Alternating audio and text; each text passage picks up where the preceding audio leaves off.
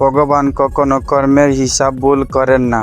আজ না হোক কাল প্রত্যেক কর্মের ফল মানুষকে পেতেই হয়। সৎ কর্ম শান্তি আনে, অসৎ কর্ম অশান্তি আনে। ভগবান কর্ম অনুযায়ী উপযুক্ত ফল প্রদান করেন। এরকম সুন্দর সুন্দর ভিডিও পেতে চ্যানেলটি সাবস্ক্রাইব করুন। সার্থক নিতে হয় না, অনেক সময় ধৈর্য ধরে অপেক্ষা করতে হয়, কিন্তু ভগবানের বিচার অন্যায় হয় না।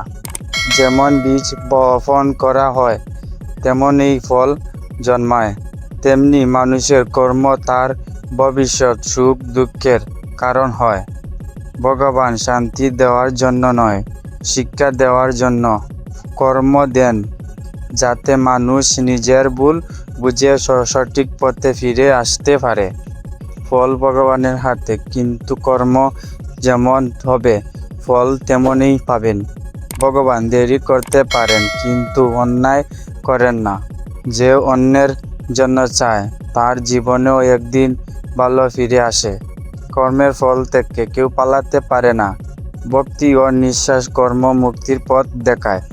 ভগবান মানুষের কথায় নয়, হৃদয়ের ভাব ও কর্মের সততা দেখেন।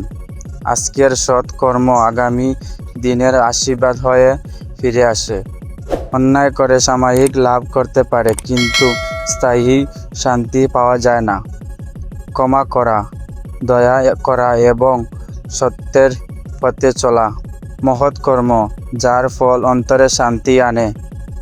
ভগবানের বিচারে ধনী গরিব ও ছোটের ভেদ নেই, কর্মেই মানুষের প্রকৃত পরিচয়।